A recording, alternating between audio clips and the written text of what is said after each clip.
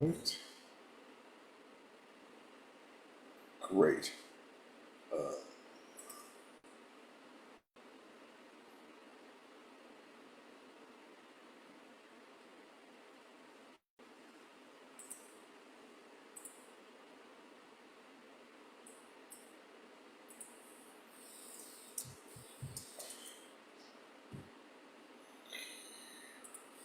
Kill the sound there. And it looks like, okay. Looks like everything is ready to go. I'm sure that, let's see. How's my internet? Oh, okay, that seems to be okay. It was giving me some issues there for a second. And chat.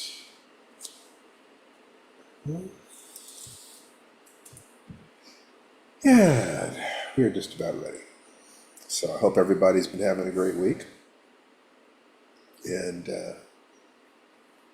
and there's Tanana Reeve. So I will let her in.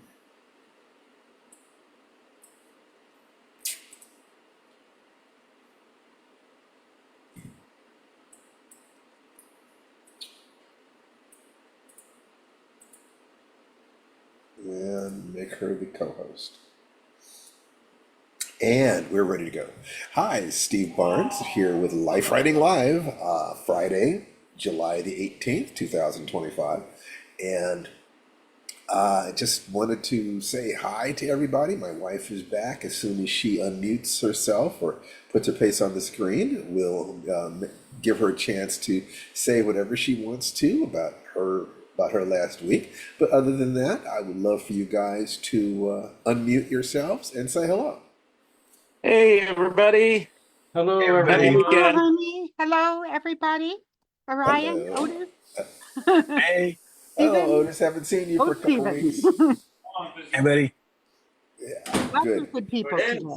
And Crystal is there. She's not showing on Yeah. our camera, Okay. Yes. but Hello, that's Crystal. okay. That's okay. Be shy if you want to. So when Tanana Reeve comes on, we will definitely talk to her. But what I wanted to say is that next Saturday we're having our first friends and family screening of The Keeper, having the cast, as many of the cast and crew as possible over to the house. Our agents are asking us when they can see it. So always trying to think about how to relate this process, break it up so that my conscious mind can kind of manipulate the pieces of it and that I can teach it. But one of the things, let's see, a couple people in the waiting room. Let's see. Sorry. That's my bad. I'm still It's getting. okay. It's totally okay. You're just getting back.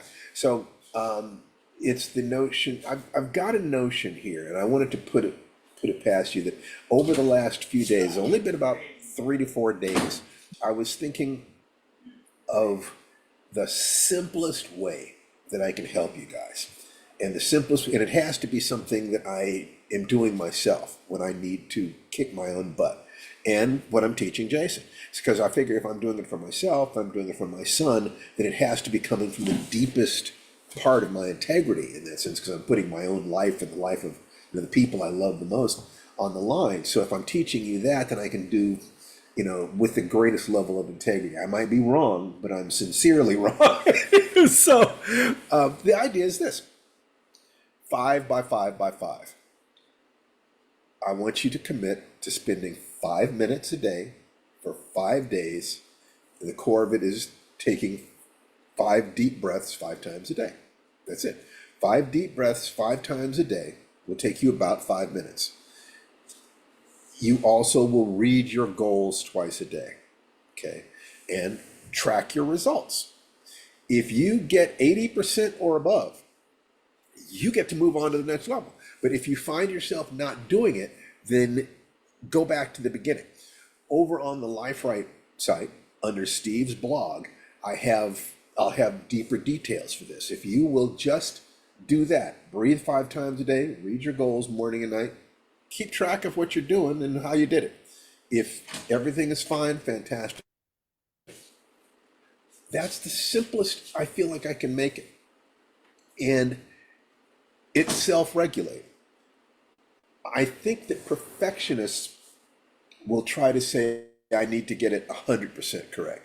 But I don't believe 100% correct is necessary. I think 80% correct is necessary. The world is really very, very forgiving. Very, very forgiving. So you get to decide. You get to kind of say, I want to be 80% there. 90%, 100%, I'm just, that might be a little too exacting. So what you could do is you could put in a chat, if you want to play this game, put in a chat, what percentage you're willing to go for. Okay, and you get to make the decision. If you don't get 80%, if you don't get that, make sure it's at least 80 though. If you don't get 80%, just simply start the 5 days over again. That's all. No judgment. It's failure is just data. It's just information. Remove the emotional content from it. It's like, isn't this it? You simply every day you're performing an experiment, your scientific method. What happens when I organize myself in this way? Let me take a look at it. If you've got, okay, so that's kind of keeping track of 1 day, 5 minutes, 1 day, 10 days, okay? Choose a goal that could make some difference in your life in 10 days or 100 days or 1,000 days, and I think that works really well because you can change almost anything in your life in 1,000 days. So we're looking at in 1,000 days, we'd like to have 3 movies. In 100 days, we would like to be going into pre-production on the feature film version of The Keeper, which means that The Keeper needs to be done, baked, completely out there.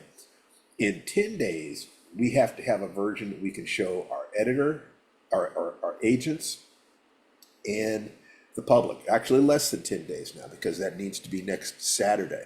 So just about 7 days in there. We need to have that. So that gives us a certain amount of urgency. So we can say, okay, where do we want to be in 10 days? Where do we want to be in 100 days? Where do we want to be in 1,000 days? And you make sure that what you do today is just moving yourself 1% along there and no stress about it. Just 5 minutes a day to be sure to breathe. That allows you it does a number of different things, both psychologically and actually neurologically too. Read your goals twice a day. It's like looking at your map. When you're driving, having a great time, you can have a great time driving. You can go see the plaster dinosaur, you can go see the biggest ball of string in the world. I don't care. But you're traveling from the east to the west coast. You have a specific destination. So you can take you can walk, you can ride a bicycle, you can take a car, you can take side trips. Just remember where it is that where do you want to be in 100 days? Where do you want to be in 10 days? Where do you want to be in 1,000 days? So that you're kind of never letting yourself feel like, I'm not getting anything done. The breathing will help keep the stress from becoming strain, because this will be stressful and you will get all those voices coming up in your head. Okay, you're definitely going to get them saying you're not doing well enough. That's why I say 80% is good enough. How many of you think you have to be doing 100% in order to be making any forward progress? Who's had that voice in their head? Anybody have that? Raise your hands. Now to say, oh, okay, good. Madeline is a perfectionist. Yes. Let me put you on here for a second because you were the first to comment. I want to spotlight you, and I'm going to ask you a couple questions if you don't mind, sweetheart. Okay. Okay, great. So, how would your life have been different if 80% had been good enough?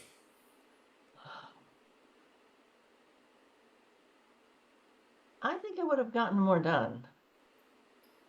So wanting to do it 100% was actually slamming your brakes on. Yeah. Because perfection is impossible to reach. Perfection as an adjective is impossible. As a verb, it's okay. So we are in the process of perfection. The process is perfection. There are the acceptance to graduate with a B ain't bad. And if you find that the stress of looking for a B plus or an A minus is too much, you get to play with that. But a B works just fine. It works just fine. Because remember, you're trying to be a complete human. Okay, tell me what you found funny about that. Okay. I once I got a C in chemistry, and never mind, I had been sick for 9 weeks, came back and got a C. And I thought, well, I passed. That was Yeah, good. And my parents sat me down and talked to me about this just was not good enough. got it, got it. So you want to So have, yeah, anytime somebody tells me a B is okay, not in my house, it wasn't. and it is true that you need to operate at the very highest levels of your capacity. But remember that your emotions have a circuit breaker. If you aim too high, you're guaranteeing you're not going to succeed. So perfectionism is procrastination, Yes. masquerading as quality control. Yes. Okay. I Okay. agree. So, okay, great. Thank you very much.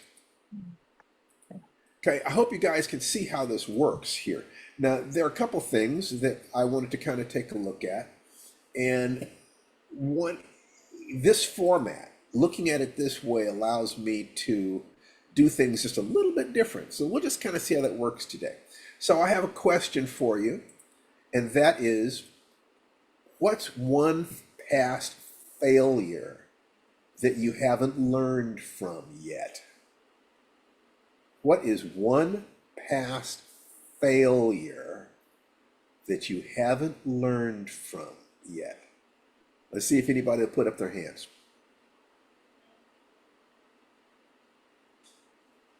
Okay, let me start. I need to be back on fasting every other day. And I've had a hard time with it. There were times when it was very easy for me to do it. Right now it's difficult because my hip was hurt. I haven't been able to exercise as much as I wanted to ordinarily. So my love of carbohydrates is definitely having an effect on me. So it's like I've got to figure that out. And what I constantly do is fail to keep my word to myself at that edge. Dealing with stress. I like to eat. I like to watch movies, stuff like this. And so what I've done is I will say I've done it enough today. I'll start it tomorrow. I notice myself on that. There are still times that I do that. And I need to learn so that when I say that to myself, I know I'm lying to myself. As long as I let that particular pattern recur, I'm never going to rise to the level I need to be to do what? To in 10 days have our rough cut of the movie, in 100 days to start the feature, start pre-production, even pre-production on the feature, and in 1,000 days, actually in 300 days, because I can look along that timeline, we're going to actually start filming in 300 days. That's what I would like. And in 1,000 days to have completed 3 films.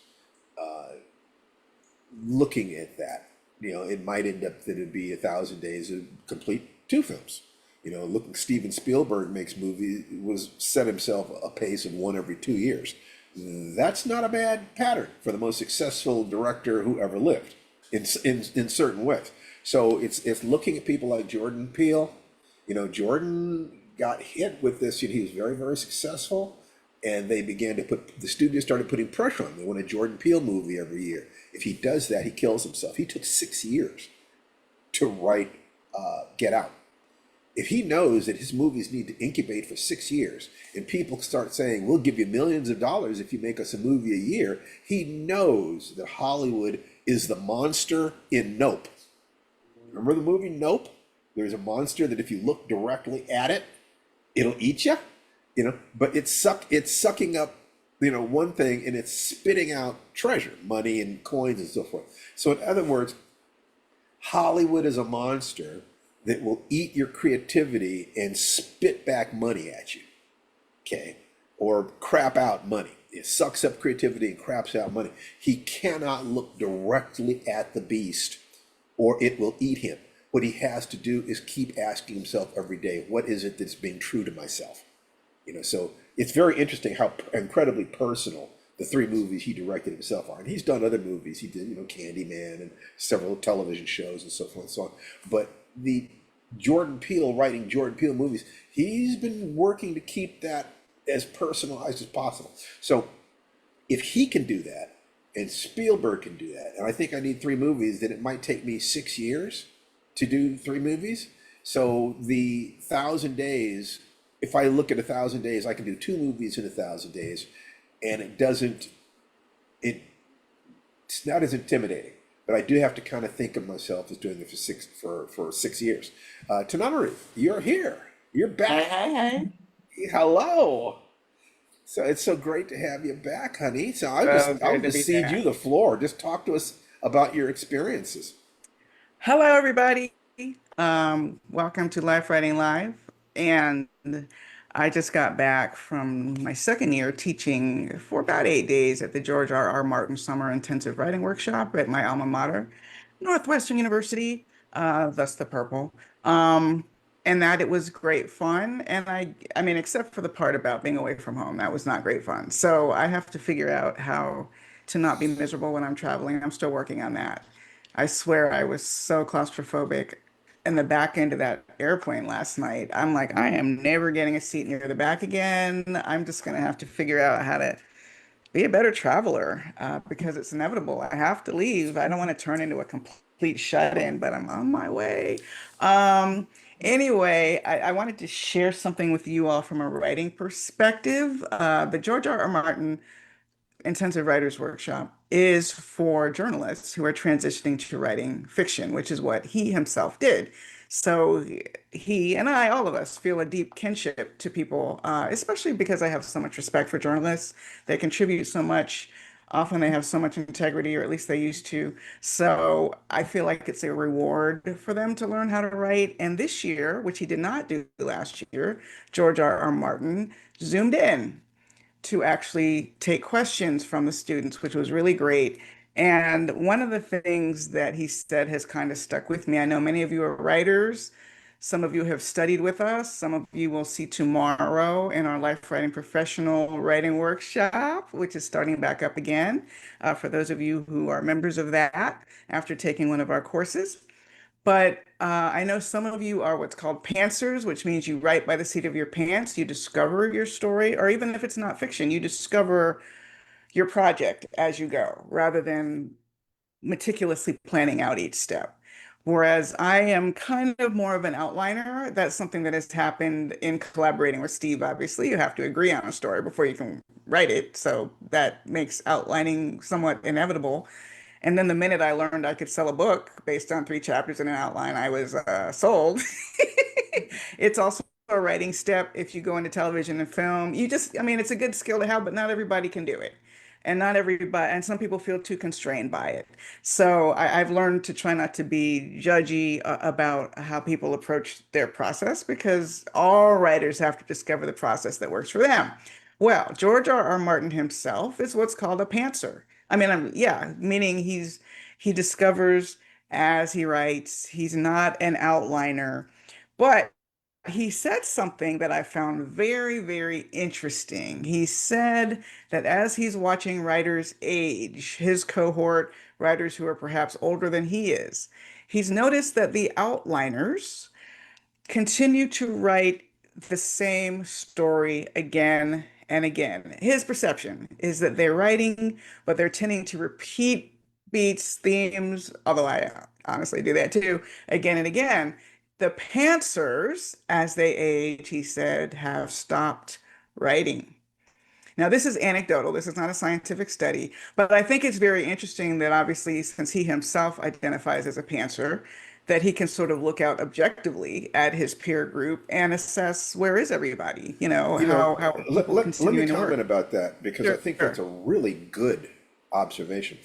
And I think that what happens is that when you're younger, you try lots of different things until you find the things that you like the most. And then you kind of focus on that. When I talked to Steve Muhammad about martial arts, I noticed he used to teach a ton of different techniques.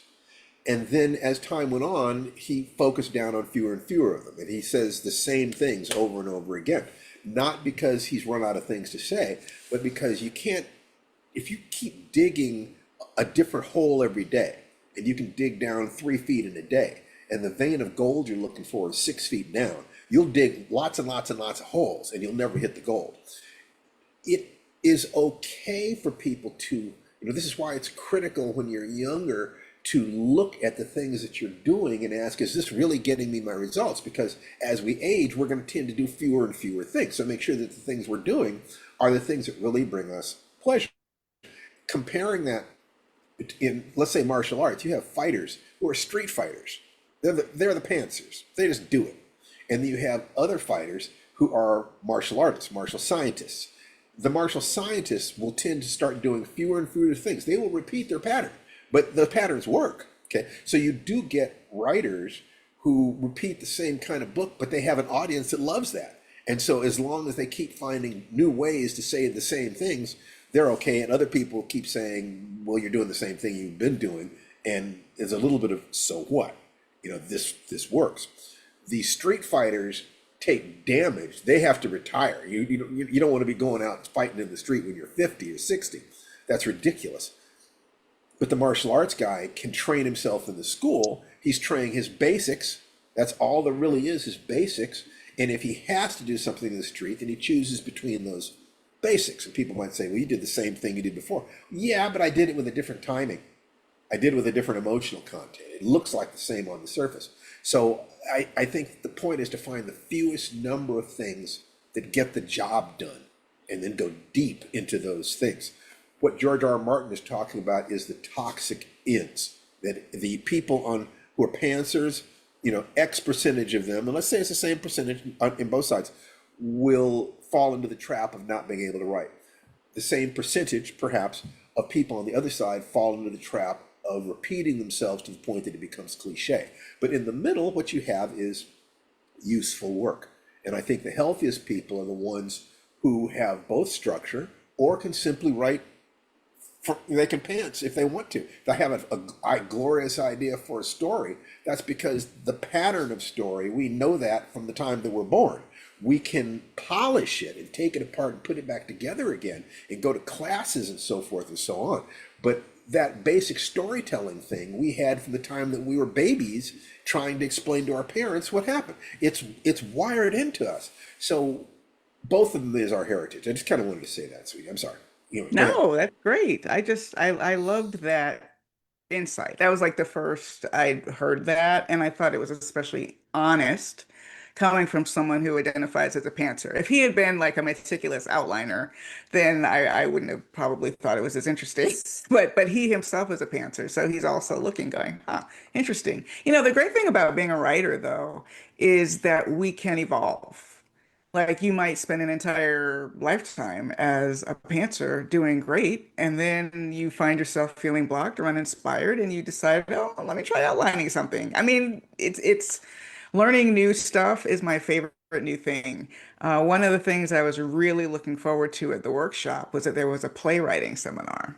And that's the one kind of writing I have not really tried to do since I was in high school. I think I won a prize like as a high school playwright, but I haven't seriously tried to write any kind of a play at all. As an adult, I don't read plays.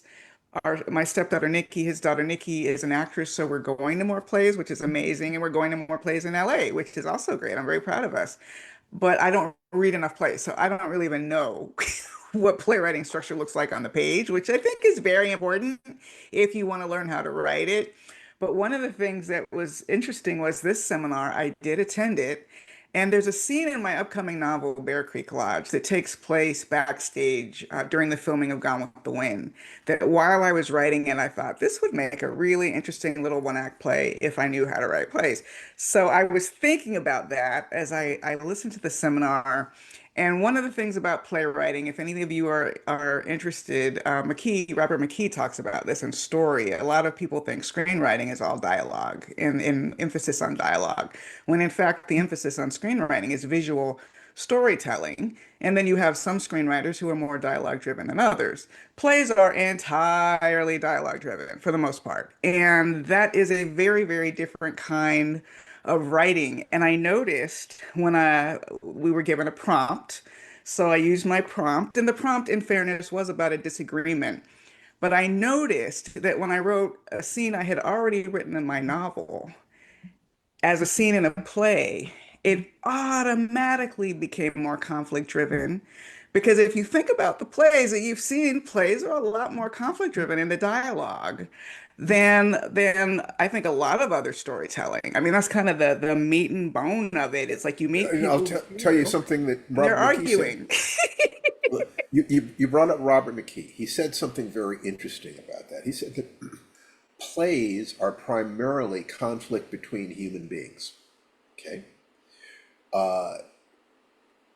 Movies are conflict between human beings and their environment because the big screen thrives on images that have to do with nature or society or whatever. Television is halfway between the two.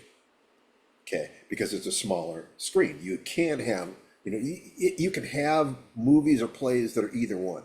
However, it shades that way. My Dinner with Andre works better as a stage play than it does as a movie, perhaps, or you're going to find more stage plays that are like that. I'm Waiting for Godot or Rosencrantz and Guildenstern Are Dead, where you have basically just two people talking to each other. Not a whole lot of that in movies. Television, you can have very long sequences that are just people talking to each other, sitting in a bar talking to each other. Not much going on. Movies, you kind of have to open it up. So I think that you do know how to write a play. All you need to do is to write out basically the dialogue between people who are having this conversation, having this thing. Finish your first draft. If movies aren't written, they're rewritten. The same thing is probably true of plays, that you're just letting yourself stop because you don't know how to do it perfectly. It's the mystification. That's how we didn't even know we were directors until now. That's So, a right. couple of other things I want to say about playwriting. I heard about this on a podcast, and I've been super envious ever since. I had never heard of a dramaturg, Dramaturg, or Turge. I don't even know how to pronounce it, but this is literally someone who is a theater professional, and he's basically the scholar and advisor and researcher for your play. Like they consult with you. I mean, right? Am I getting this right? I Dramaturgy. think that Anyway, I think that's roughly right. I mean, they certainly have people in movies. You see people who are story consultants, creative consultants, things where's my like that. novel turge though, is what I'm saying. But Like I but there guess are people have people that, researchers. that's right. You can hire people to do that. But I think probably about the do. I am fact at the that point where I should have a researcher, honestly. and Dramaturge. Thank you, Jaime. dramaturge, I thought yes, someone like with who hosts like who knows the culture could there you would be able go. to tell us I would think fancy. that's part of, it's such a person is a professional friend, a professional, a person who has the skills of being a writer without necessarily being a writer. So that it doesn't matter whether they can write, they can look at what you're doing and understand your process and also understand what it takes to make a work a success and can give you advice. I think part of that is just why you have to develop a circle of other writers, just like people in any profession. Doctors know other doctors, dentists know other dentists. They get together and exchange information. Writers, creative artists have to be the same way. So free of charge, and meaning you don't have to go to this workshop like I did. I'm going to share the tidbit that has stayed with me the most about playwriting that I'm also so envious about. And different playwrights have different ways of delineating this, but there's a lot more overtalk in plays than you have in films. And certainly in prose, there are not many times, like you can see it stylistically sometimes where people are cutting in and out of each other's sentences, but it's rare. Plays, it happens all the time. And there's a notation like a slash mark that one playwright was using in the example, which so you have a whole sentence, like before the next to last word, there's a slash mark, which means the other actor is supposed to start their dialogue before they finish the previous dialogue at the slash, and I am in love. So that's all I wanted to share about playwriting, dialogue for playwriting, thinking about the differences between how dialogue works in prose. In prose, dialogue, I tell students, is when your scene comes to life. There's only so much time you can spend in your character's head with exposition and backstory that wouldn't be brightened if someone else, even a stranger, walked into the room, because we're going to learn so much about your character, about what they say to that person as opposed to what they're thinking. Or maybe there's an opportunity for conflict. Don't make it melodrama. We have to be invested in the conflict or we're not going to care. Okay. They can't just break into I argument. mean, with plays, there's a limit to how much of the external world. It's like if you can have a forest fire in a play, an automobile accident in a play. What the limits of your technology are huge, but the audience is willing to compromise with you. The audience Oh, is they at a will play. suspend all kinds of disbelief. Yeah. Absolutely. So you can Yeah. have people pointing and say, look over there, the Titanic is sinking. And you can't do you can't do that in a movie. You got to spend, $100 million in special effects And to make unless you're that on work. Broadway, they're not going to recreate that for you. They don't have the budget. No, So. but yeah, they did. But they did King Kong, and it's a bird, it's a plane, it's Superman. I actually know a high school that did It's a Bird, It's a Plane, It's Superman. And they had a paper mache car that Superman hurled off stage. So that's stagecraft. Miss Saigon had some great. They had a helicopter crash in Miss Saigon. It looked great. Mhm. So And The Lion King on but Broadway, right. beautiful, beautiful So stagecraft. one of the things that you have about plays is that the audience, I think, tends to be more educated, at least because they Yeah. have to bring their imagination. They have to. And so they're going for a communal experience. They have agreed that what they're seeing on this stage, there's almost no way to put on stage something that is actually, real in that sense. Even if you just have a raisin in the sun, you understand that what you're seeing out that window does not actually look like, New York. It You actually could it do looks. you could do a raisin in the sun with like a kitchen table, two chairs, and a sofa, and the audience will imagine the rest of that set. That's Or right. or when they have more budget, which actually is more my favorite, they will actually build the kitchen and they will There you build the living go. room. And I love That's right. that too, because then it really feels like you are in the play. Like I get so immersed in theater, even if there I isn't think, a more elaborate set.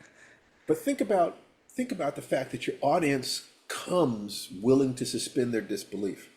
That you have a collaboration with the audience. There is a communal experience that is happening there that is a little different from the experience of a movie where people legitimately expect you. No, don't tell me, show me. I want to be surrounded by the images.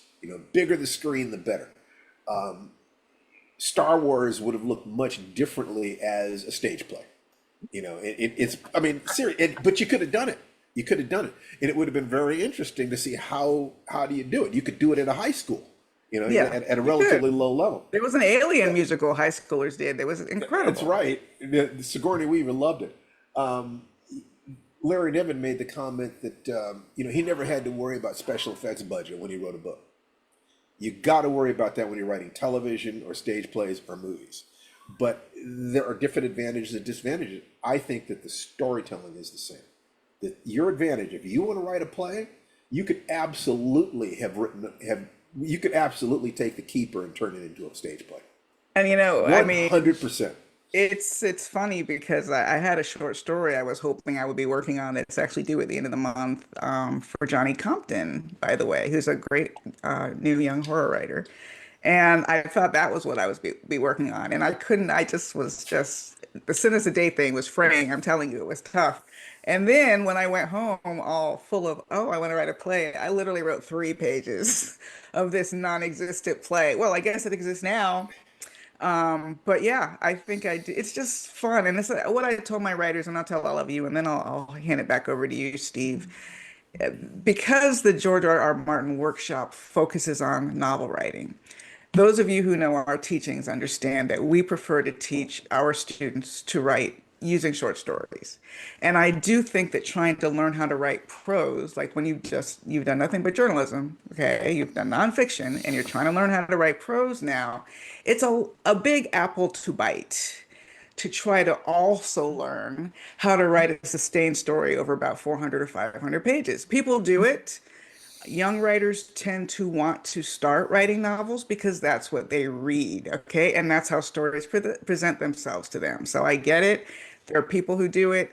It just takes that extra perseverance to like see it through for maybe years, 2 years, 3 years. It's a big mountain to push up. Um, so God dang it, I forgot now where That's I was okay, going with but this. I did But want to say something. Go ahead. No, finish what you're saying, and no, then I'll jump in. you go, and I'll try to think of what I was going to Okay, finish with. what I had to do, and this is, I was so sorry that you were not here, but I can ultimately use that. By the way, I hope that you guys understand that what we're doing here is the kind of conversation that Tanana even and I have all the time. We're letting you be a fly on the wall, and we're hoping that that is a useful thing. So we're not Yeah, we do. We fronting, literally we're do. not planning this. This is what happens when you spontaneously apply the principles we're talking about. So I hit a point where the realization that we finished the short film, we finished our movie, and that if this works right, we're going to have the chance to do a feature, hit me, and there was panic.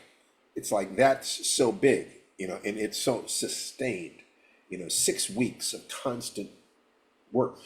What is this? And I realized, or I thought, that what I needed to do was to find the part of me. It's like, one of the things that I was talking about with Steve Muhammad is that you can't teach somebody to be a fighter. What you can do is you can find the part of them that already is a fighter, and you can teach that part. You can nurture that part to find the seed of it. So there's already a part of me that's a filmmaker.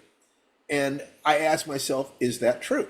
And I realized that a filmmaker is nothing more than a storyteller who's using cinema instead of paper, although paper can be You've been a part of producer. the process. Is a producer Yeah, also a that's right. filmmaker?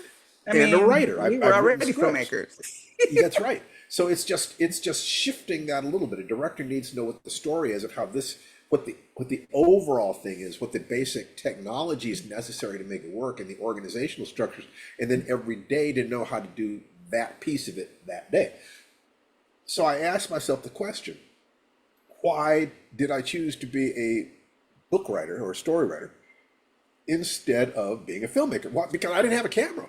I didn't know anybody who knew what that was about. If I'd had an uncle who was a filmmaker who said, hey, come with me and help me on this shoot, I would have seen everything. I would have said, oh, demystified it. I can see what it takes to do that. I can see what the recipe is. I may not be able to cook the meal, but I'd at least have some idea of the ingredients, if you know what I mean, the basic process, if you know what I mean. So I said, like, what was the minimum I needed? The minimum you need to be a storyteller is a brain. You have to be able to tell a story to yourself. The next step is to tell that story to somebody outside yourself verbally, in all likelihood. The next step after that is you write it down, pencil, pen, and paper. Write it down on pen and paper. So what was the minimum that I needed? I needed a television or book to teach me what story was, give me input. I needed a piece of paper to write down on. I needed a pen to write with, and I needed a few friends to be able to read my stories to them and get feedback so I could tell, is this working? Isn't it working? That was the minimum, and I had the minimum. So that's the path I went down. I said to Larry, I don't know if I went looking for a writer who could teach me what I didn't know.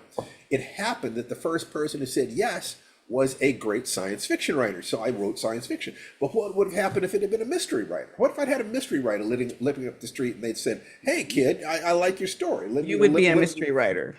That's right, I'd be a mystery writer. Because what I wanted was to be a storyteller. That's what really mattered. So going back to that kid and saying, instead of progressing from story to published story to novel and going down that road, which eventually did lead me to writing for television. And I always wanted to try to write movies, but I could have gone from story to script, and then from script to making my own little movies with my friends. You take a look at Steven Spielberg's, history, the movie he did about himself as a child making movies. He wrote stories and then he made movies with his friends, and that's how by 21 he was able to be a professional director.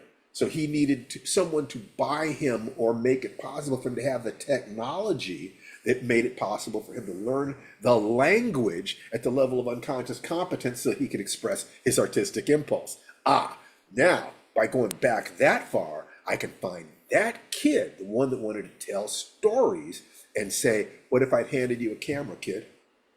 I kind of psychologically see, like I was a stem cell. I wasn't a this or a that. I was the potential. And that I think is what we all are. We have fantastic potential, and then we begin to we could do anything, and then we cut off options and we start doing fewer and fewer things, but we get better and better at those things. Back to the original thing that we were saying. And like Otis is saying in the comments, imagine that kid with an iPhone. I mean, basically every kid now Yes. with an iPhone has the capacity to become a filmmaker. It's incredible. If I'd had the iPhone, I would have learned how to make movies a lot sooner. All I would have needed was to see one person doing it. Show me one person doing it, and I might very well have said, I can do that. You would have been part could of I? a group of friends doing it, I think so. yeah. I think so. So by finding that kid, the part of me that wanted to tell stories and is in love with the art of storytelling, I can imagine changing that kid's destiny by giving him those tools. Now I can realize that all the movies I went to see and the conversation, all that stuff was preparing me for this. It's no longer something totally alien. So I had some days of real discomfort. Okay. But it all came down to the idea of, wait a minute, there's a part of me that's always been a director. So if I was to take that same question that I asked in the beginning, what one past failure haven't I learned from yet? I might have twisted that to, I did not take a particular path. I developed a belief that I could not. That belief probably was protecting me from the pain of wanting to do it and not feeling like I had any way to do it. In all likelihood, I always wanted to make movies.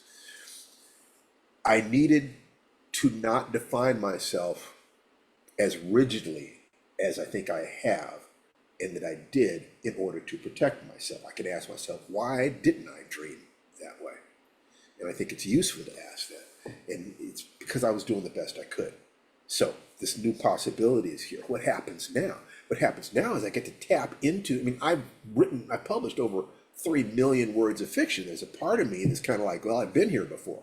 It's not boring, but it's just a job in some senses that did not used to be true.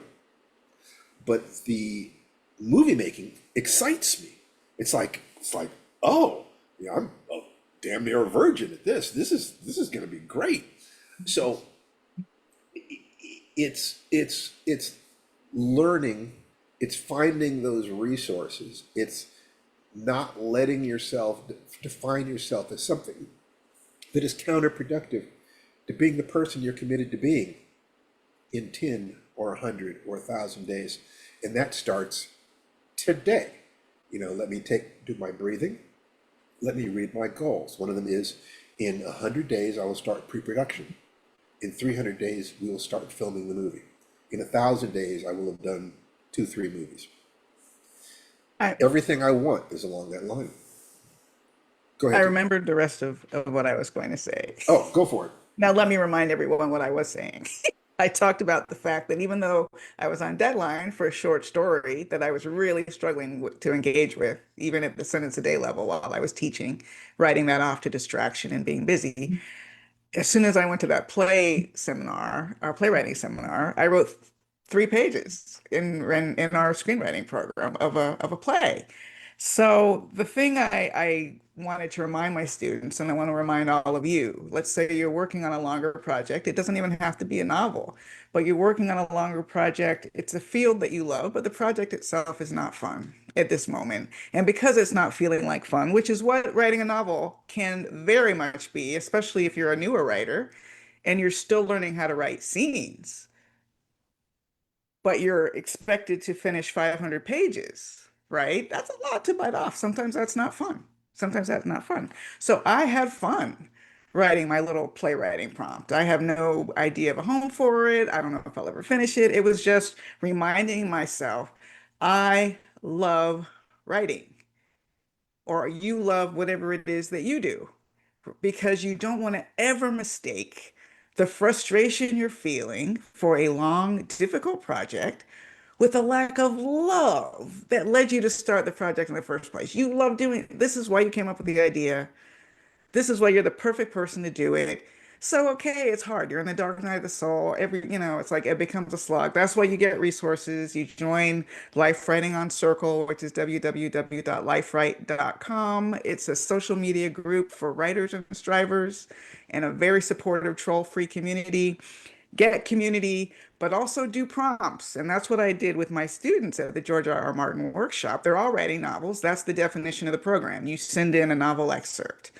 But believe you me, all three of my students were got sort of the evangelized version of why they should be breaking off a portion of those novels and start submitting short stories immediately.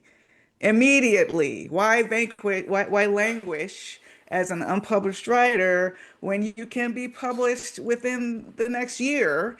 And sometimes it's a story you write in 4 hours, one of my students said. He started submitting a short story that he just wrote from a prompt in 4 hours, and it got this close to selling. You never know. You never know what you're going to like. Put a bunch of ideas in a hat, pull one out, and write just for fun. Free write, see what comes out.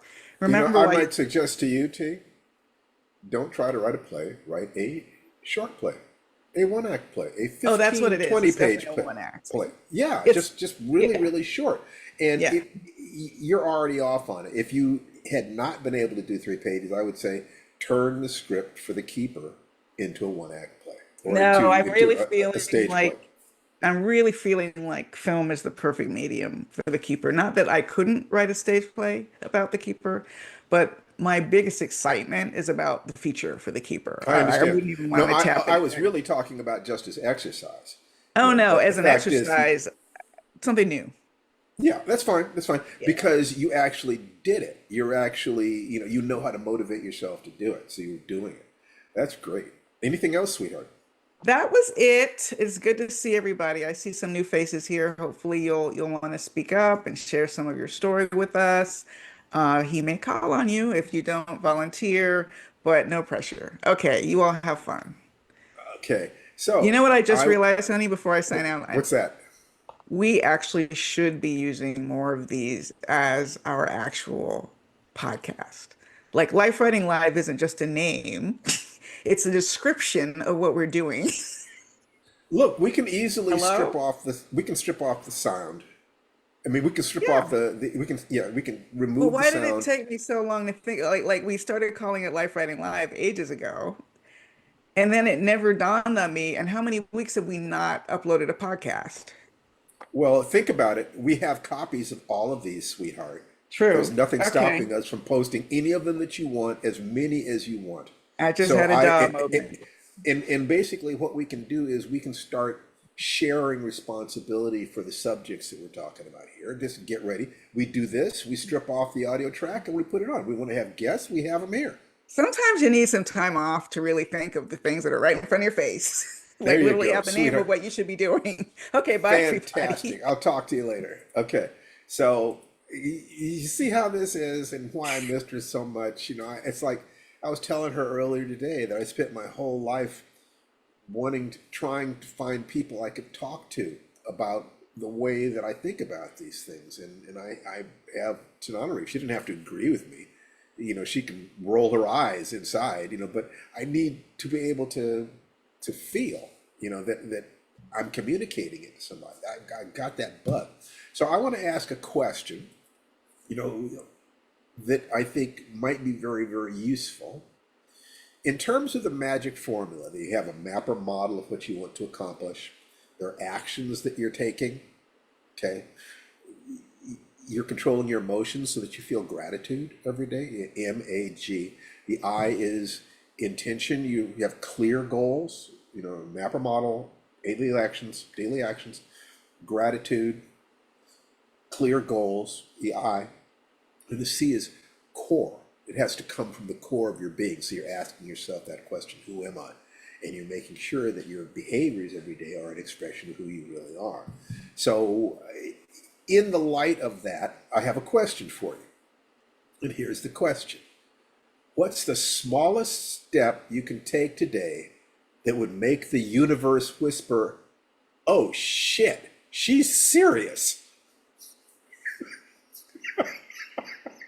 That is so great. I love that. That's a great I'm question. gonna I'm gonna put this in chat because They're not just messing around. I think that this is a very useful question. Okay, chat. Okay, there's chat. Okay, there it is. What's the smallest step I can take today that would make the world whisper, "Oh shit, he's serious"? Okay, so given that that's the question that I want to ask, who would like to raise their hand and take a crack at that? Volunteer, or you will be voluntold. Jaime. Unmute yourself, buddy. Thank you, Stephen. I was just about to unmute myself and raise my hand.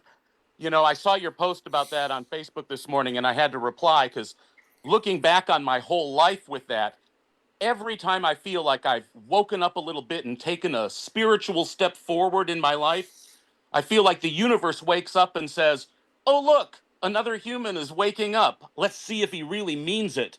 And then life throws a whole bunch of stuff to test me to see if I really mean it. And I'm in the midst of one of those right now. Okay, let's hear it. On Sunday, the check engine light on my car came on. And later that afternoon, I discovered it was leaking coolant.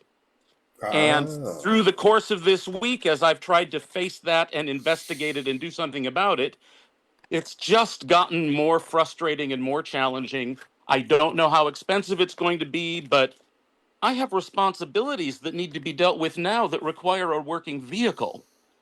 And So do you have a trustworthy mechanic? no, all of my mechanics have aged out and retired, and so I'm shopping. So that's for probably one. your first step. Yeah. Well, You should either reach that out or to your buy a new vehicle. Oh, Because buying a replacement vehicle is an option, because to repair this one is a long, stressful pain in the ass. so if you have the resource, how old is it? This vehicle is a 2008 Okay. with almost 200,000 miles on it.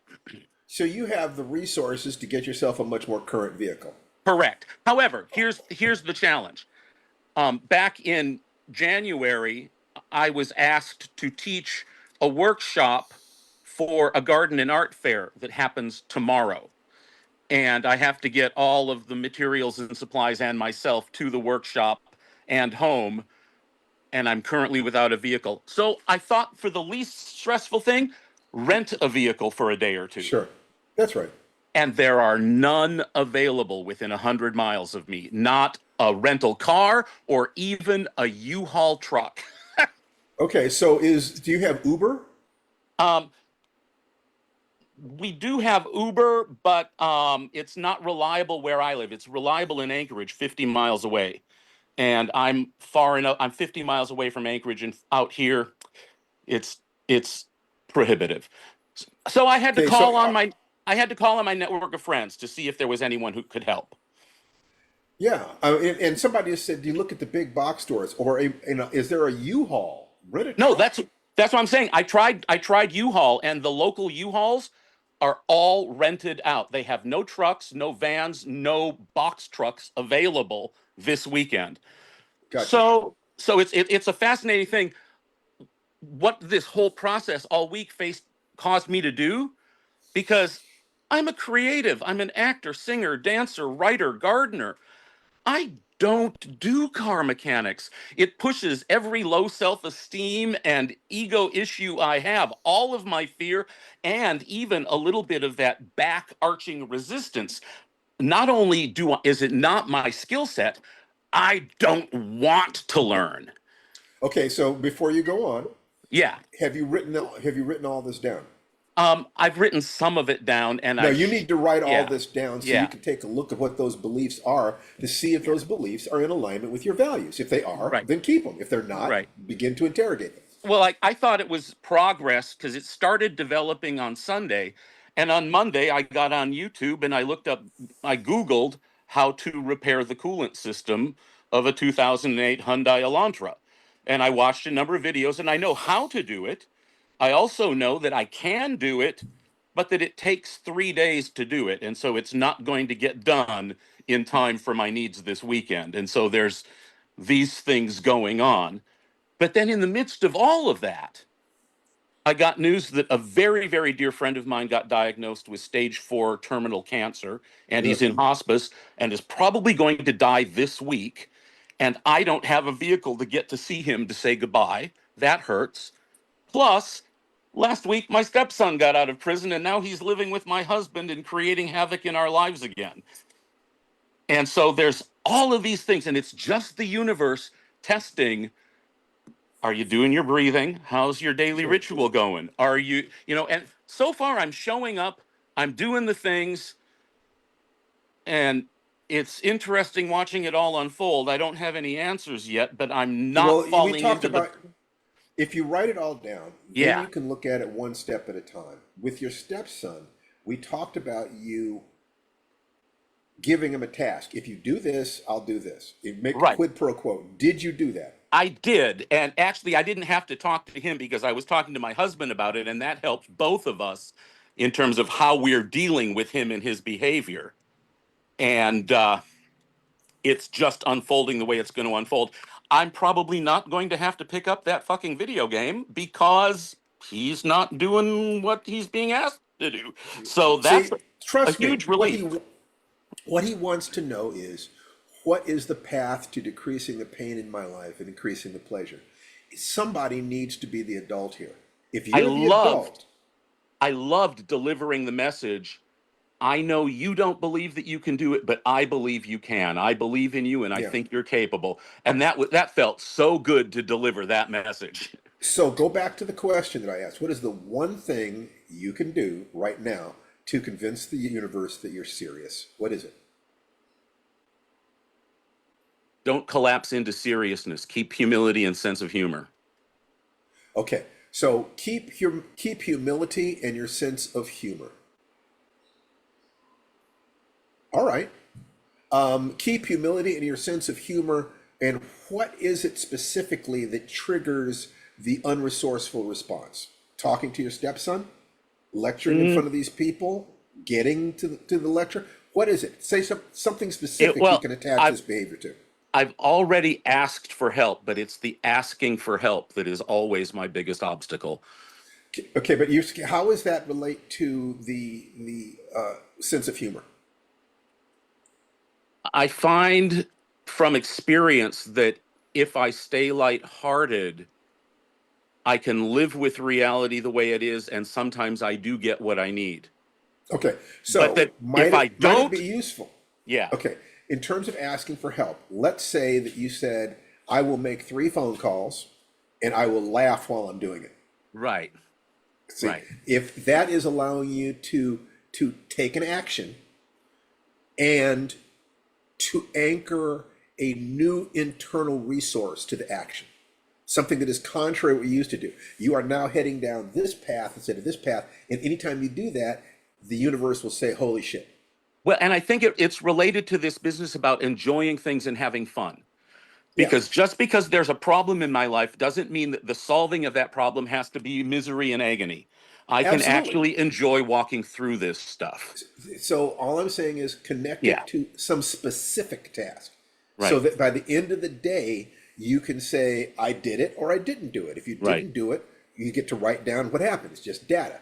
It's just data. So your affirmation today is, mistakes are data. Failure is fuel. All the courage I need is within me now.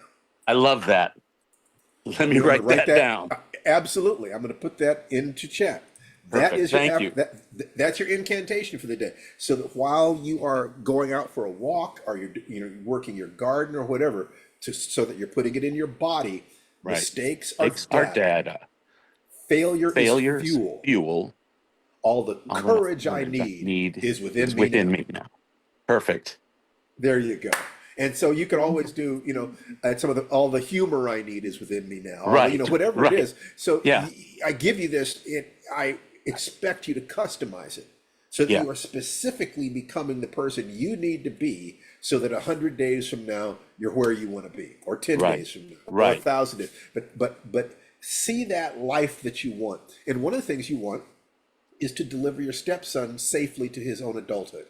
Yeah. He's trapped between being a child and an adult. So you have to behave the way you are and be in alignment with who you are, but you also want to help him, but you cannot allow him to drag you down. He will try to infect you with his worldview. You must infect him with yours. Right. Thank you. You betcha. All right. Having fun. This is entertaining to me. So the 5x5 again is you make a commitment, and you can find out about that over on the free Lifewriting site, you know, Lifewrite site.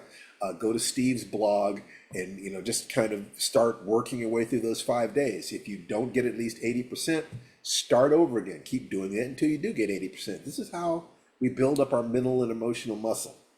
But you can see really, really rapidly the excuses you use for not keeping your commitment, taking 5 minutes a day for 5 days.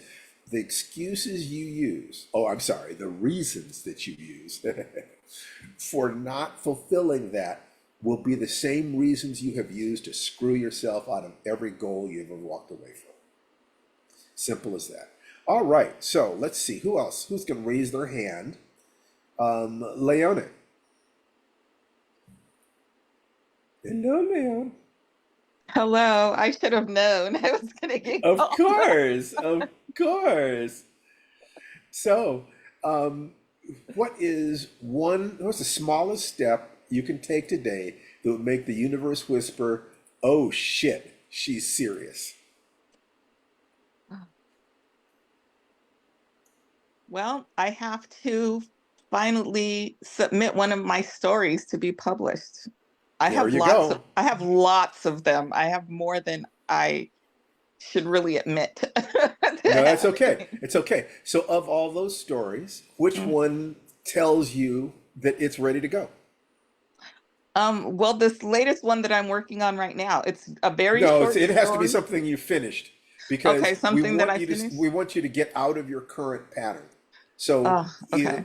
one that you've already finished, you can put into an envelope. Is, you know, you can't get writer's block. Nothing will stop you except you. Okay. And that's All what right. you want. You want to expose the excuses, and then Okay. write the excuse down with a commitment. You can use any excuse once. You can use any excuse you want once. Yeah. So which story that you've already finished, and just notice, yeah, you tried to weasel out there. I like it. I did. Yeah, I'm getting you're good. I'm you're getting too good good. at that. But I'm better. Yeah, you are. That's why I get on these calls. I like to be held I'm accountable. always so happy to see. But you do understand that this is the same game I play with myself. That Oh, that, yeah. that I'm looking to close the gaps. Okay, I have to get the mesh finer. Okay, so which of the stories you've already done can you put into an envelope, or find a place to submit it and click the button? What's the story going to be? What's it going to be? Make up your mind now so that you can't get caught. Well, No, I I have don't to know. look at them. I have to look at them. I have. Oh well, what? No, one of them comes to mind. You know, it's probably the one that scares you. It's the one that scares me. Yes. Oh my God, what is it called? I have it here. I just haven't memorized the name because I wrote it. Okay, you don't have to tell me the name. So right. you're going to make a commitment right now, and you're going to write it in chat. By the end of the day today, you're going to submit that story. I'm going to do that. Great. Okay, write it in chat. Okay, I'm writing it in chat. Wait, I'm That's trying right. to figure That's out a what the name of contract. it is. I Don't think worry I about came the up with name. You know what it is. Oh. Don't worry. You know, it's like the Stoics say: don't worry about what you can't change. Focus on Well, what you can. I remember the last one, the one I was just saying that I wanted to do, but you told me, let's not get into old habits. Yes, the old habit is that you're going to finish another story, and by the time you finish that, you'll be a week down the road. It's called, is it called content warning? Okay, fine. So by the end of the day today, you're going to submit content warning. Perfect. Simple. Well, And then okay, sorry. That was one of the titles, either Content Warning or The Reluctant Revolutionary. It's the I have same to story. I have to ask you this, Yeah. and please don't take it wrong. Okay. But why the hell do you think I care? I, Why do you think I care what the title is? That is how you mess yourself up. You yeah. keep moving Yeah. one thing. Okay. It's the story. The story is the Although story. for what it's It's not the worth, I like label of the content story. warning better. Thank There you you. go. Thank you. There you go. This is why there's more than one of us. I'm an asshole. Tonight was nice. So you're going to submit content warning by the end of the day today, or whatever it's going to be called. And that's a perfect goal. It'll move you forward. It scares you. You get on to the next thing. And if you've got a backlog of these stories, you should be, if your commitment is to submit at least one story a month, Oops.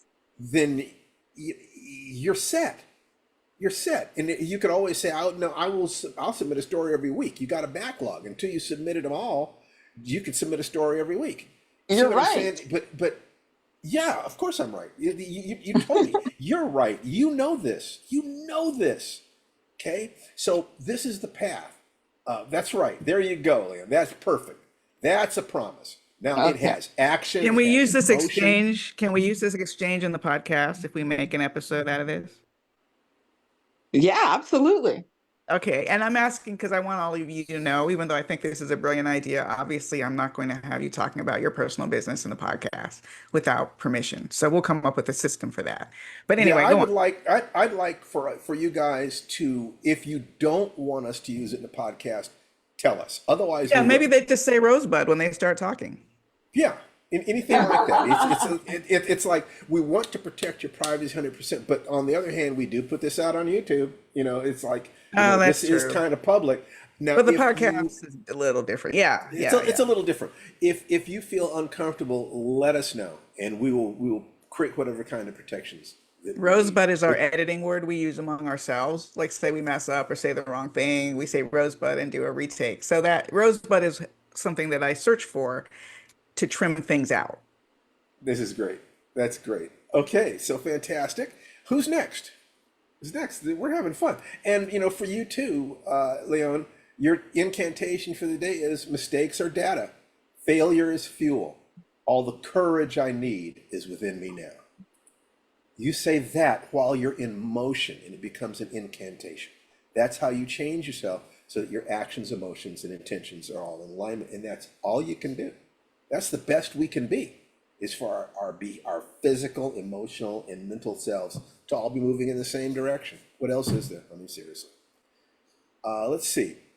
Mustafa David. Unmute yourself, buddy. Mustafa David. You there? No, he was here. Earlier. Okay, well, maybe He might have just stepped away. he might have stepped away, or he might be kind of saying, no, I'm not going to get on there. Which is the option. Jacqueline or Jaqueline, if you watch Key and Peele. Is Jacqueline there? Okay, Jacqueline is not unmuting herself. All right, so we have quiet people here. I'm here. I'm here. Oh, Jacqueline, great, great, great. Can you put your camera on? 1 second. Okay. All right, great. Spotlight. All right, how are you today? I'm good. I'm good. I was multitasking. Yeah, I don't blame you. That's a lot of us are into that position. So I will ask you the same question I asked others. What is the smallest step you can take today that will make the universe say, holy shit, she's serious? Well, I was sitting in a reading the other night and I got an idea for a book. I had been giving out all this advice and I said, that's a book. And so I think what I could do today is just make a document, type the title, and put like a potential content page together. Okay, I would say Um, you're very close. Very close. That's great. Write the title page and write one sentence. Write the first sentence of your book. okay. One sentence. You can do All that, right. can't you? Good, Yes. good.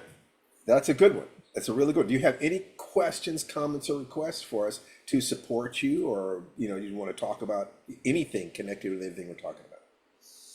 Okay. Well, I've appreciated the discussion so far. I am the high priest of perfectionism, so um, uh, Perfectionism is procrastination masquerading as quality control. exactly. There is no standard lower than perfectionism, I because love it. you can't be perfect. You can't be perfect. So that's your way your ego sets you up. I'm going to say I want to be perfect. So put my chest out. I'm trying to be perfect. But it knows it's just going to cripple you. You're never going to get there because Yeah. you Yeah. can't be perfect. Yeah. No, Okay, so you have to I set goals you can appreciate. actually achieve. Yeah, I appreciate all of that. So let Thank me you. ask you a question. How would your life be different if 80% had been good enough? Um, I think I'd be in a completely different place, Where would you be? career wise. I think I'd be more successful. Um, Make more money, and be happier, provide more service to the world? I think I'm always providing service, so that's that. Uh, but I think I would be a happier person. Yes, certainly. That's a good thing. The meaning of life is to escape suffering, embrace joy, and be of service. Yeah, And the more joyful you are, the more service you can provide. yeah. And I think I'd be further along. Excellent, excellent. Well, you got your marching orders, sweetheart. And Yeah, great. Thank you for sharing. thank That's you. great. Huh. This is fun. It's kind of a fun format. I didn't know what was going to happen when I just Anna O'Connell.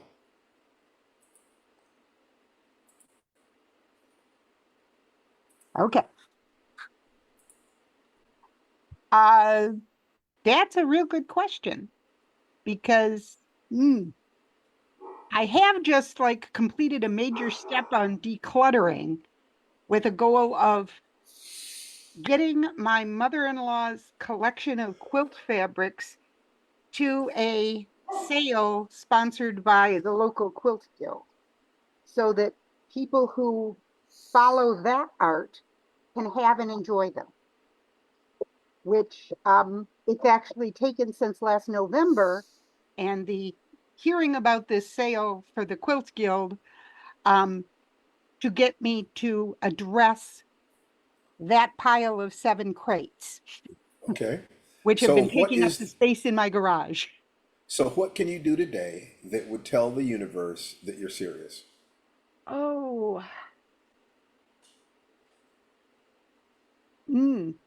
I've already done it. The Okay, then stuff's in the choose the next car. thing. What's the next thing? The box is in the car. Where are you supposed to take it? I'm supposed to take it to the sale tomorrow morning. Okay, you take it to the sale tomorrow morning. So, is there anything you can do that would facilitate that? Do you need to make signs? Do you need to price things?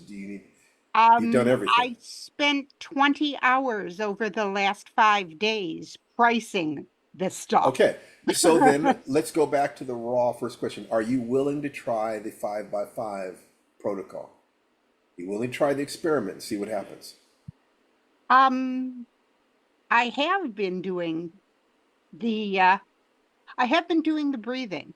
What And the I goals? haven't been doing is I'm not sure I have any goals that are longer term than say the end of the month Okay, right so now are because you willing to find a goal that you can do in 100 days? Something that would change your life in 100 days? um I'm willing to explore possibilities. The Okay, main one so was that by the end of the day today, committing to get if my knees replaced. if you sit down with a pad of paper and you say, what goal could I have physically that would change my life? What goal could I have emotionally that would change my life? What goal Mhm. could I have mentally slash financially that would change my life? And think about it. Something that could be done in 100 days if you operated with real integrity, at least 5 days a week, you were really pushing yourself. And pushing yourself does not mean spending a lot of time. it could simply be staying on track. So doing the breathing and reading your goals and tracking your results, you know, Mm-hmm. it is a good beginning. If you're willing to accept that responsibility, if there's a part inside you that says, yeah, I'd like to do that. Let me find out who I am. Let me try to see if I can get 5 days right. Because then maybe this 100-day goal, if I could get 5 days right, I could do that 100 days goal, which is your business. I'm not asking you to tell me what it is. But if you're willing to do that, then you are describing an action that tells the universe. You know, the universe speaks a language of action, not just emotions, not just what you want. It's not just what you Mm-hmm. visualize. It's what are you doing? What actions are you taking? So the action you're taking tomorrow, why is that? You might conceivably say, was that a decluttering action? Yes. Okay, is there a lot of clutter left in your house? Yes. Could you have it all cleaned up in 100 days? Maybe. The Could you have 80% of it done in 100 days? if I just threw all the stuff away without sorting it, I could have it all done in a week. And I've But said I'm 100 not sure days. I'm ready to let go of all of it yet. So, but nobody's asking you to. We're asking you Yeah. to declutter, not to throw things away that have meaning to you. Could you declutter your house in 100 days? I could declutter my sewing studio in 100 days. A 5-bedroom, 3-bathroom house. We have also just been working on decluttering the barn. This is a thing we do every other year. No, we're just talking about your house. Yeah.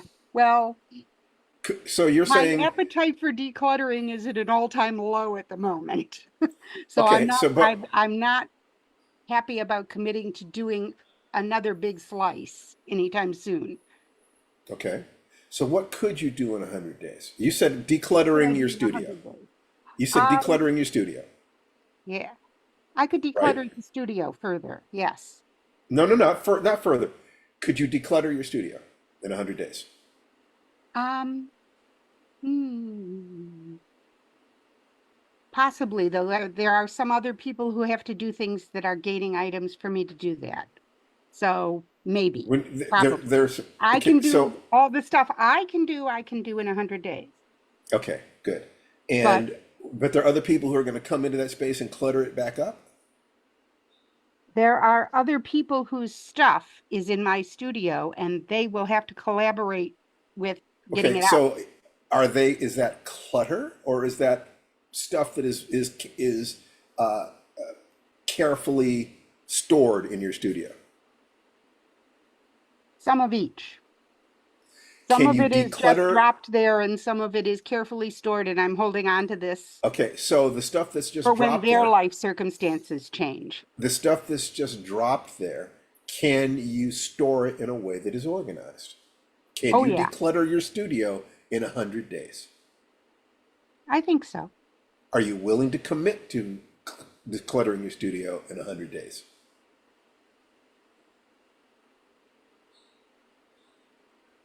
Yes. Great, fantastic. So all you have to do then is write down, that's your goal, right? And Yep. one, by such and such date, my studio will be clean and straight. Okay. And all you And have to do, how sure. many hours do you think it would take you to declutter your studio? How many hours of Ooh. unbroken work? Not how many days, how many hours? Um, between 150 and 200 hours. Okay, between 150 and 200 hours. So if you want it done in 100 days, I will spend 2 hours a day decluttering my studio. Are you willing to do that? I have other commitments for 2 days a week that make it impossible to do them on those days. So I But can it's going to spend be an 2 hours average. a day for 5 days a week, but not 7. Okay. It's not So bad. if you're willing to spend 2 hours a day, 5 days a week for the next 100 days, you choose that thing. Basically, in order to do that, you would need 10 weeks. You'd need 10 weeks Uh-huh. to do for that to be 100 hours, 2 hours a day for that to be 100 hours. So that's 10 weeks.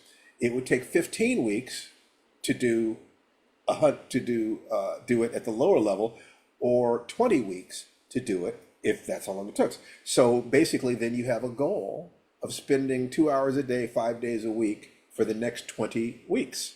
Mm-hmm. If you say it like that, you might very well have to make modifications. Say, okay, my fibromyalgia doesn't let me do 2 hours a day, but I can do 1 hour a day. In which case, you could do it in 20 in X number of weeks. You kind of do that out. You figure that out, and then you figure out what you can actually physically and emotionally tolerate, because the emotions will come up, which is why you have to have the breathing. If you're not doing the breathing, the emotional stuff will stop you. Okay, so you want to be in a situation where nothing stops you except your own tangled emotional stuff. Then, in this case, you are performing experiments to find out what your obstacles are. And you're right back to that core affirmation. Mistakes are data. Failure is fuel. All the courage I need is within me now. Although you might want to say, all the clarity I need is within me now. And the other part of that is that I have travel away from home scheduled for at least three weeks out of the next 3 months. So you have to plan it. I have to so plan that, around that. yes, you have to I plan can't it so that declutter a nothing place is when I'm stopped. somewhere else. Here's the trick. You have to plan it so that nothing is stopping you except your own internal wiring.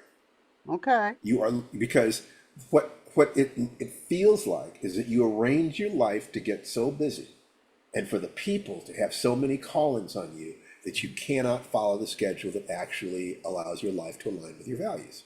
So you look at that. So it's like, I'm going to spend 2 hours a day, and you find, no, I'm only spending 40 minutes. What happened? I let somebody hold me on the telephone. I let myself get distracted by this. I didn't get enough sleep last night. This happened, that happened. Write those things down and have a commitment to no emotional trauma about it, no judgment about it, laugh about it. You're about to find out what stops you. That's all. And so you perform the experiment and you see, oh, this happened. And you write down the results and simply have a commitment. I will not use the same mistake twice. I will not make the same excuse twice. And then what will happen is your ego will come up with other excuses, other reasons, other emergencies, but you'll start seeing the pattern, and you'll start realizing, I am creating these things. Why am I creating these things? I have a belief that my space should be full or my heart is empty or something. You'll start getting it. Write it down. Keep digging deeper. The external goal is created not just to accomplish something, but to teach you how you operate. You are looking to define the operating system of your heart. And you will, if you set a goal and set after it. So the smallest goal is just that. Can you breathe 5 times a day and read your goals twice a day for 5 days? Because if you can't, it has nothing to do with anybody outside you. It has nothing to do with how busy you are. It has nothing to do with other people. So that's where you start. You want to find out how you have stopped yourself from achieving your goals. How are you stopping yourself from evolving and being more the person you want to be? But you have to do this with a sense of humor. No beating yourself up. You don't get to beat yourself up. That's another game. You have to do it with a certain level of curiosity and humor. Okay, now I'm going to shut up for a second. Talk to me.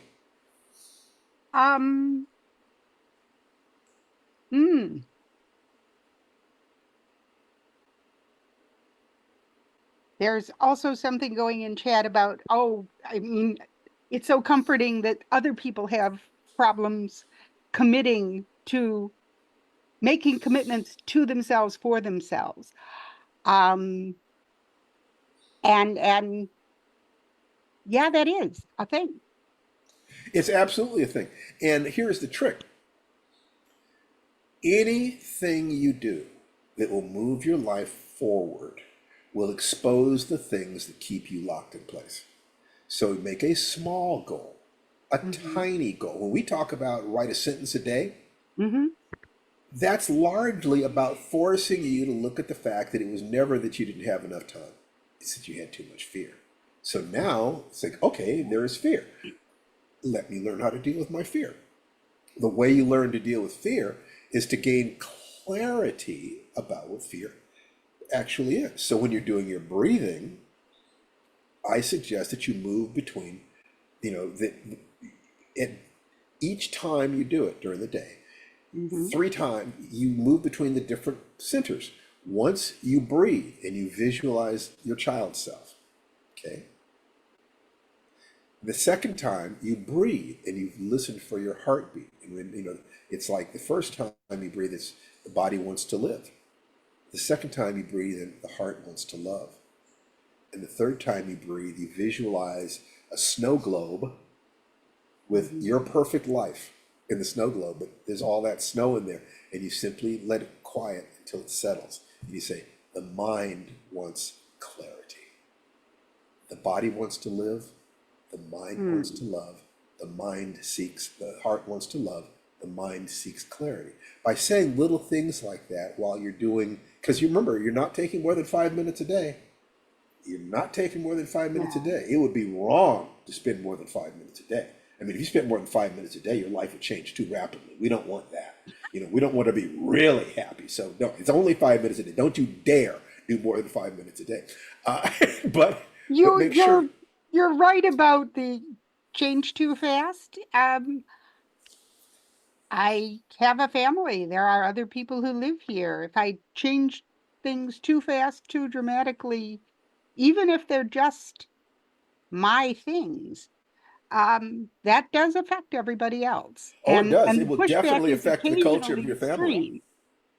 And so what you have to do is remember, all human beings want to move away from pain toward pleasure. Any patterns they have are because they believe that that's the best they can do. If you lovingly make forward progress and become more of who you are showing them it's possible. You don't say anything about it. You just be you. You do things, and be happy about it and share that joy with them. You're not moving away from them. They're afraid that you're going to leave them. They're afraid you're going to disapprove of them.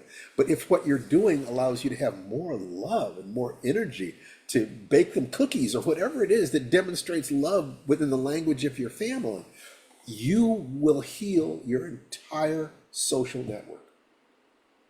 You don't ever have to say what you're doing. But if you ask yourself, what can I do today to show the universe that I'm serious about being healthy in body, heart, and mind? 5 minutes a day for 5 days.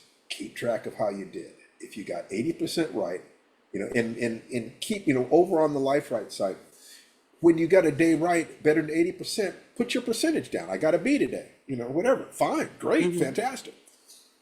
Keep going. You get to 5 days in a row of getting B's, you're taking care of your body, your heart, your mind, you're moving forward.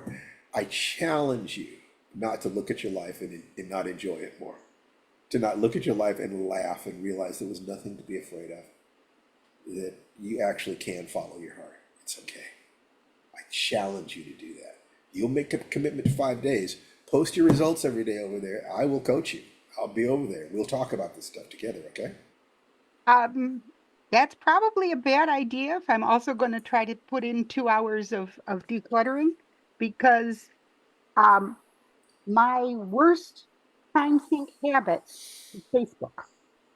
Okay, so we're Or not on Facebook. You're computers going to in go over general, to or Lifewrite, and reading all you computers in do general. is post the letter grade that you got. That's it. So Um, we want to hold you responsible, but we don't want to give you a time sink.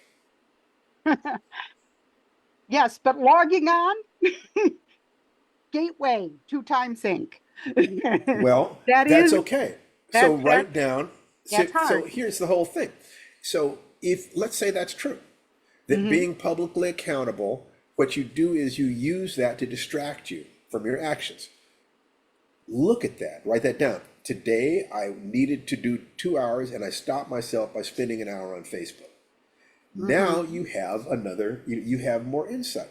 The problem is when these time sinks and distractions become unconscious, is you're not really aware of it, you don't really think about it. And one of the ways that you can reinforce those things is by guilt tripping yourself. Oh God, I should have done that. I'm no good. These are all the internal monologue, rather than, isn't that interesting? I did that again. I wonder what part of me likes the fact that I did that. What part of me was benefited by the fact that I did that? Some part, if you have a habit, some part of you likes that. Carry over from the COVID times, about 80% of my social interaction is online. Okay, And so that's where and how it well, there's becomes nothing wrong with a that. big piece of Okay. time, and I lose track of the time. Yes, so write that down. Okay. Okay, write down how you stand in your own way. And if you do that, then that gives you another goal. 100 days from now, I will have my social media under control. That's a perfectly good goal. And that gives you time to start doing research. How do people get their social media under control? How do I get better time management? How do I get the same dopamine rush that I get here? What are the 20% of people that I get 80% of my value from? So I'm not just talking to anybody. I'm talking with these people. I'm making touch with these 3 people. How are you doing? This is what I'm doing. I'd love it if you'd write me back. Just whatever it is, do it consciously. It's like if you're going to eat chocolate, you don't get fat from eating chocolate. You get fat from eating more chocolate than your body can process in terms of burning calories. So why eat cheap chocolate? If you're going to eat chocolate, buy expensive chocolate. Get the best chocolate and figure I'm going to eat 1 square of the best chocolate in the world every day. Absolutely, life is to be enjoyed. But be aware that if you exceed your bounds, you suffer. So this is about becoming conscious. And I'm suggesting to you that we can help you with this in 5 days. If you can do 5, you set out, you breathe 5 days, you read your goals 5 times, twice a day, okay? And you report to your community how you did. That's kind of your basics. If you can do that for 5 days, you will notice that you got a lot more done. And that the time you spend working on yourself in that way is not time wasted. It's time invested in yourself. Okay? Okay. All right. So we have come to the end of our time today, people. That was brisk. I was trying something kind of different today. I hope that some of you have noticed that the tenor of the questions is a little different, and it seemed to have worked out just fine. So please unmute yourselves and everybody say, goodbye and wish everybody a great weekend. There's Thank Avalon you Jacka. all. Thank you. Thank you. Have a Thank you. wonderful week of Hope progress everybody and has a growth. good week. Bye-bye. Okay, Park us a Bye. car, Jaime. so remember, Take care. our daily question Good luck, is, what's Jaime. one past failure I haven't learned from yet? Our incantation is, mistakes are data. Failure is fuel. All the courage I need is within me now. And the thought I want you to have is, it's another question. What's the smallest step I can take today that would make the universe whisper, oh shit, she's serious? You guys take care, and the divinity within me salutes and acknowledges the divinity within each and every one of you. Namaste. Be well. Namaste. Join us over on lifewriting.com. It's free, and we're having a lot of fun over there. Take care, people.